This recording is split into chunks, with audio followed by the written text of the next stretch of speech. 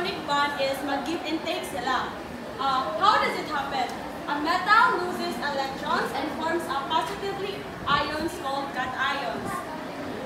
And then a non-metal gains electrons and forms a negatively charged ion, which is called an ion.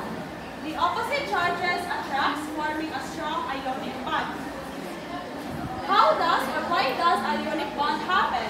Atoms form ionic bonds to achieve a stable electron configuration or octet rule by gaining or losing electrons. So, there is ionic bond, ang mag-give and take ani o mga electrons is ang metallic and non-metallic elements. Example of metallic elements is ang iron.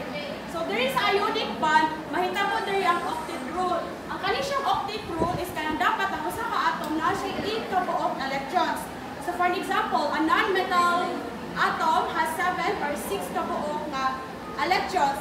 Kana siyang si iron, which is a metal element, mo give siya og electrons dito sa non-metal element, which is a result, ang kato siyang non-metal elements, instead na 6 or 7 na lang iyahang at electrons, pag na siya 8 na kabuok electrons because hiyatagan naman siya sa metal na elements of electrons. So, a characteristics of ionic bond is that it has a strong electrostatic attraction between ions. It forms a crystal lattice structures, for example, salt. It has a high melting and boiling points, and it is soluble in water and conducts electricity when dissolved.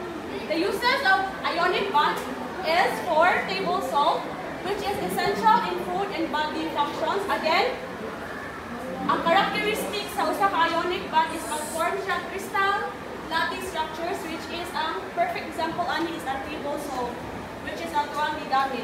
The second one is for batteries. Ionic compounds enable electric flow in the batteries.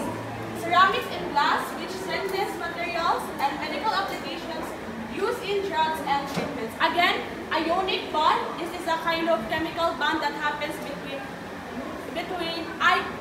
metallic and non-metallic atoms. Again, instead na mag-share sila of electrons, ang ionic bond will give and take siya of electrons. And then again, there is a ionic bond, ma-apply there ang octet rule. That's all. Thanks.